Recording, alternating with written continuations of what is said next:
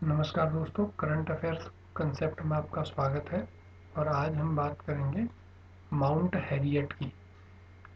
जी हाँ, अंडमान निकोबार में स्थित माउंट हैरियट जो पर्वत शिखर है उसका नाम बदल दिया गया है। अब इसका नाम माउंट मणिपुर रखा गया है। दरअसल मणिपुर के स्वतंत्रता संग्राम सेनानियों को श्रद्धांजलि देने के उद्देश्य से केंद्र सरकार ने माउंट हैरियट का नाम बदलकर माउंट मणिपुर रखने की घोषणा की है। केंद्रीय गृह मंत्री अमित शाह ने यह घोषणा 17 अक्टूबर को अंडमान निकोबार की जो राजधानी है पोर्ट ब्लेयर वहां पर एक सार्वजनिक समारोह में की। इस संबंध में घोषणा करते हुए अमित शाह ने कहा कि मणिपुर ने 1857 की क्रांति के दौरान और 1891 में पूर्वोत्तर में अंग्रेजों का विरोध करने में महत्वपूर्ण भूमिका निभाई थी। यह एकमात्र ऐसा राज्य था जिसने अपना संविधान लागू किया था। उल्लेखनीय है कि मणिपुर युद्ध के नायक युवराज टिकेंद्रजीत और जनरल थंगल को इम्फाल में सार्वजनिक रूप से फांसी दी गई थी। यह जो है मणिपुर का जो युद्ध हुआ था अंग्रेजों और मणिपुर राज्य के बीच में हुआ था। माउंट हैरियट, जिसका नाम बदलकर माउंट मणिपुर कर दिया गया था, अंडमान निकोबार की तीसरी सबसे ऊंची चोटी है।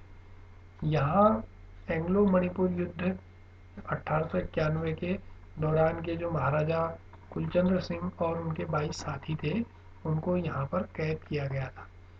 इस युद्ध की स्मृति में हर साल 23 अप्रैल को मणिपुर में खोंगजोम दिवस भी मनाया जाता है। इस दिन एंग्लो मणिपुर युद्ध के जो उसमें लड़ने वाले जो योद्धा थे, उनको श्रद्धांजलि दी जाती है। और इस साल तो मणिपुर सरकार ने उन गुमनाम योद्धाओं की स्मृति में एक मोनोलिथ का अनावरण किया है, जिसमें महाराजा कुलचंद्र सहित 21 नामों को भी उकेरा गया है। मणिपुर युद्ध की बात करें, एंग्लो मणिपुर युद्ध की, तो ये जो ब्रिटिश साम्राज्य और मणिपुर साम्राज्य के बीच में लड़ा गया था और ये 31 मार्च से 27 अप्रैल 1891 तक चला था। इसमें अंग्रेजों की जीत हुई थी और जो मणिपुर का जो राज्य वंश था उसकी हार हुई थी और उसके शासकों को अंडमान निकोबार वहाँ जेल में डाल दिया गया था। और इस ऐतिहासिक युद्ध की जो शुरुआत थी वो मणिपुर के राजकुमारों के आपसी ईर्ष्या और असंतोष के कारण हुई थी।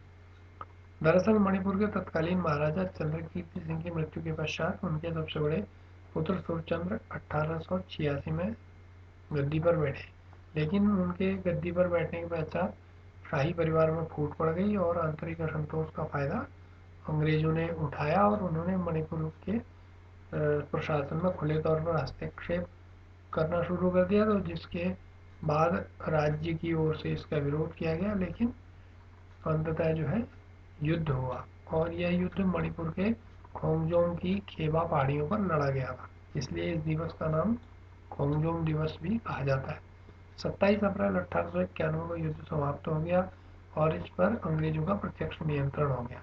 इस युद्ध के बाद ब्रिटिश सरकार ने कई लोगों के विरुद्ध मुकदमा चलाया और उन्हें मृत्यु दंड दे दिया और कुछ को निर्वासित कर दिया, अंडमान निकोबार में वहाँ जेल में डाल दिया। माउंट हैरियट जो है उसी के साथ माउंट हैरियट नेशनल पार्क भी है और 1969 में स्थापित यह पार्क लगभग 4.62 वर्ग किलोमीटर क्षेत्र में फैला है। माउंट हैरियट इस पार्क का ही हिस्सा है और अंडमान निकोबार की तीसरी सबसे ऊंची चोटी है। और माउंट हैरियट का जो शिखर है वो ब्रिटिश काल में यहाँ का जो चीफ कमिश्नर था उसका ग्रीष्मकालीन हेडक्वार्टर था। और इस चोटी का नामकरण जो है कर्नल आर.सी. टाइटलर की पत्नी हैरियट के नाम पे किया गया था। दरअसल हैरियट ने ही 1862 के दौरान इस क्षेत्र को चीफ कमिश्नर के ग्रीष्मकालीन आवास के रूप में चुना था। और ये पहली बार नहीं है कि अंडमान निकोबार में द्वीपों के नाम बदले गए हैं और या और भी बदलाव हुए नाम में। दरअसल इससे पहले 2018 में केंद्र की मोदी सरकार ने 3 द्वीपों का नाम वहाँ पर बदल दिया था। तो ये द्वीप है राउस द्वीप, नील द्वीप और हेवलॉक द्वीप, इनके नाम बदल दिए थे।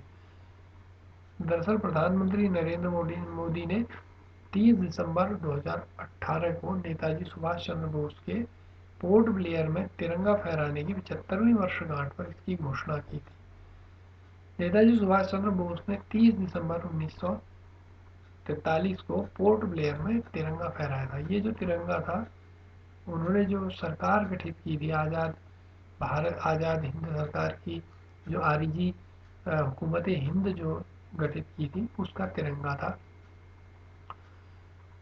और इन जो द्वीपों के जो नाम बदले गए, उसके तहत रॉस द्वीप का नाम नेताजी सुभाष चंद्र बोस द्वीप रखा गया, नील द्वीप का नाम शहीद द्वीप रखा गया और हैवलॉक द्वीप का नाम स्वराज द्वीप रखा गया। दरअसल 29 दिसंबर 1943 को नेताजी सुभाष चंद्र बोस 3 दिन की अपनी यात्रा पर पोर्ट ब्लेयर आए थे और इस दौरान उन्होंने पोर्ट ब्लेयर के जिमखाना मैदान में भारतीय तिरंगा फहराया था। उल्लेखनीय है कि द्वितीय विश्व युद्ध के दौरान 3 सालों के लिए अंडमान निकोबार द्वीप जापान के कब्जे में रहा। कब से कब तक? 1942 से 1945 तक। और औपचारिक तौर पर 30 दिसंबर 1943 को ही ये द्वीप नेताजी की आज़ाद हिंद सरकार के नियंत्रण में आए थे। दरअसल 1943 में नेताजी सुभाष चंद्र बोस ने सिंगापुर में आज़ाद हिंद के रूप की अस्थाई सरकार की स्थापना की घोषणा की थी। इसे क्या कहा जाता था? आरजी हुकूमत हिंद, आरजी हुकूमत आज़ाद हिंद के नाम से जाना जाता। उन्होंने इन द्वीपों को ब्रिटिश शासन से मुक्त पहले भारतीय क्षेत्र के रूप में पहचान इनकी घोषित की थी नेताजी सुभाष चंद्र बोस ने।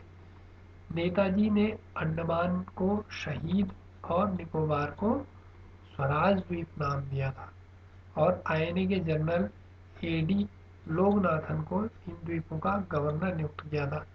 इसी स्मृति में केंद्र की नरेंद्र मोदी सरकार ने 3 द्वीपों का नाम बदल के नेताजी सुभाष चंद्र बोस के नाम पे और शहीद और स्वराज द्वीप रखा है। वो मैप में अभी हम आगे देखेंगे। और ये वो झंडा था नेताजी सुभाष चंद्र बोस ने जो आज़ाद हिंद सरकार गठित की थी, उसका ये तिरंगा झंडा था जिसमें आज़ाद हिंद लिखा हुआ है और बीच में ये एक छलांग मारता हुआ है बाघ इसमें अंकित है। ये मैप है और इस मैप में आप देख सकते हैं कि ये नेताजी सुभाष चंद्र बोस द्वीप जो है, ये रॉस द्वीप का नाम रखा गया है। यहाँ पर है ये रॉस द्वीप और इसके ठीक ऊपर ये माउंट हैरियट है जिसका नाम बदल कर माउंट मणिपुर रख दिया गया है। ये नील द्वीप है और ये हैवलॉक आइलैंड था जिसका नाम स्वराज द्वीप और इसका नील द्वीप का नाम शहीद द्वीप कर दिया गया है। और ये है आपका माउंट हैरियट, ठीक है, यहाँ पर है। और ये इसी के जस्ट नीचे ये है आपका रॉस आइलैंड है, ठीक है। और ये वहाँ के कुछ दृश्य हैं माउंट हैरियट के। तो फिलहाल इस वीडियो में इतना ही। ये आपको कैसा लगा ये वीडियो कमेंट करके ज़रूर बताइएगा।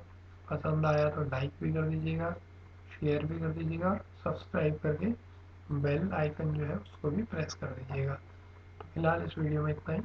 बहुत बहुत धन्यवाद। नमस्कार।